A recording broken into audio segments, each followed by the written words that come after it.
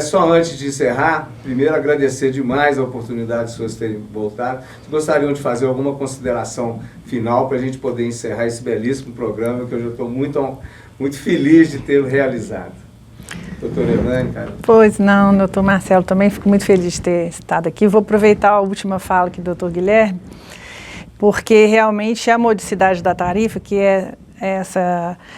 nós não sabemos, mas nós estamos financiando o adoecimento desse trabalhador que está no ônibus com motor dianteiro, né? Nós estamos pagando para ele adoecer, né? O número de afastamentos, quer dizer, nos autos que a gente juntamos lá, mais de 3.000 pessoas só em Belo Horizonte, com perda auditiva, né? O nome, o CPF, está lá tudo bonitinho, tudo provado.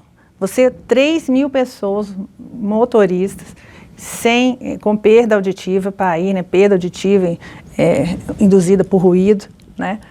Sempre foram motoristas, quer dizer, é inegável a relação, o nexo, né, epidemiológico. As CATs a subnotificação é enorme porque a rotatividade entre as empresas de ônibus é muito grande. Então, onde que ele pegou essa doença, né? Então, ninguém emite também, né?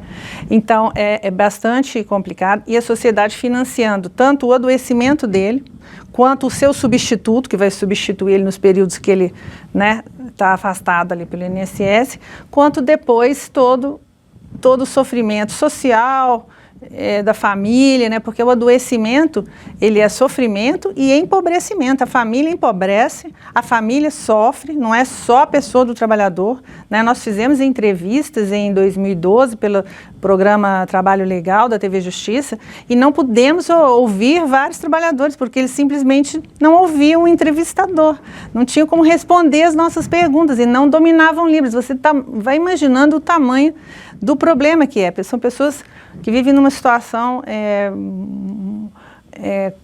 complicadíssima e nós aqui financiando, achando que com isso estamos diminuindo o preço da tarifa. Não estamos aumentando o preço dessa tarifa, isso que é a realidade. Estamos só externalizando e fazendo de conta que esses custos não existem, mas eles existem e são altíssimos. Muito obrigado, professor Renato. Então, deixa eu fazer alguns comentários para encerrar. Primeiro eu queria agradecer a oportunidade, para mim é um prazer estar aqui novamente, estar falando sobre esse livro, sobre esse trabalho maravilhoso que a gente fez, né? Mas eu queria fazer 3 comentários. Eu vou deixar um bacana para o final. Primeiro é o seguinte, quando a gente está falando na modicidade tarifária e esses subsídios, temo a dizer que o final do programa de subsídio ao diesel, porque o diesel no Brasil a vida inteira foi subsidiado para ter um preço muito mais baixo do que a gasolina, o final desse programa, o que nós temos feito hoje na tarifa é custear para que esse diesel volte a um preço mais baixo. O diesel que antes estava em torno de 25% da tarifa do transporte coletivo, hoje corresponde a 50% quase. Ou seja, o que nós estamos pagando é que para que este política do governo federal volte ao que era antes, né, mas custeado agora pelos municípios. No segundo momento, assim, a minha esperança, é onde reside, é que nós vamos ter veículos adequados quando a gente colocar veículos elétricos, né? Que eu sei lá se é uma política adequada para o Brasil.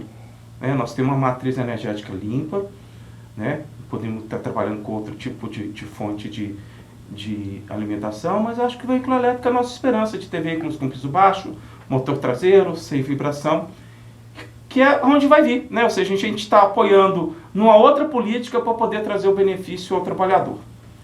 Mas o terceiro e último ponto que eu queria dizer, tem um documentário muito bonito que eu assisti, e já que estamos em Minas, acho que é bacana dizer, que chama Caminho Natural, que é sobre a música Ponta de Areia, que conta a história da Bahia Minas.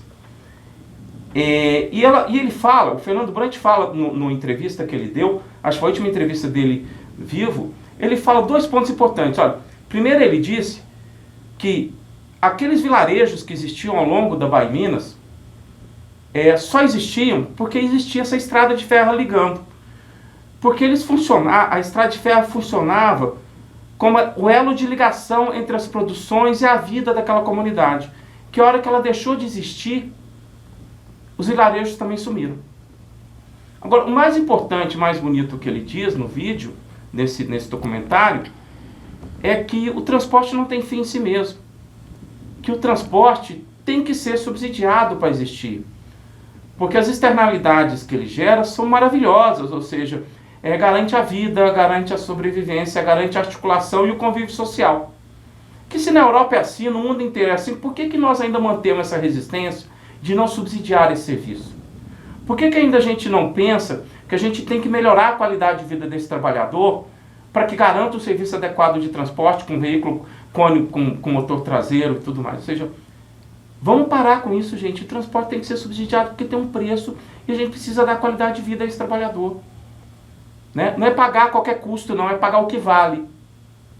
É pagar o que a sociedade precisa para poder interagir. Muito obrigado, professor Guilherme. Eu também agradeço, né, a participação, igual eu coloquei aqui no início, é um prazer, uma honra estar aqui, porque vejo que são pessoas que trabalham no mesmo sentido, pensam uma sociedade mais justa e que a gente está colocando uma nova face, né? E essa face é o transporte como importante, mas assim, com quem produz o transporte. A gente ainda não está... Os veículos podem até vir a ser no futuro autônomos, né? Mas hoje não. Hoje, quem representa mais claramente o serviço e o sistema de transporte, o usuário identifica isso, tanto que uma viagem, quando ela não é adequada, ele vai reclamar com quem? Com o motorista. Se a gente não prezar pela pessoa que é central dentro desse processo, não adianta a gente pensar em transporte sustentável, não adianta eu pensar em matriz elétrica, não adianta nada disso. Porque o pilar, que é o mais importante, que é a pessoa, nós esquecemos. Muito obrigado. Eu agradeço mais uma vez a presença de todos, aos que estão assistindo esse programa. Muito obrigado. E a luta, desculpa a expressão, a luta continua por melhores condições de vida para todo mundo. Muito obrigado pela presença de todos.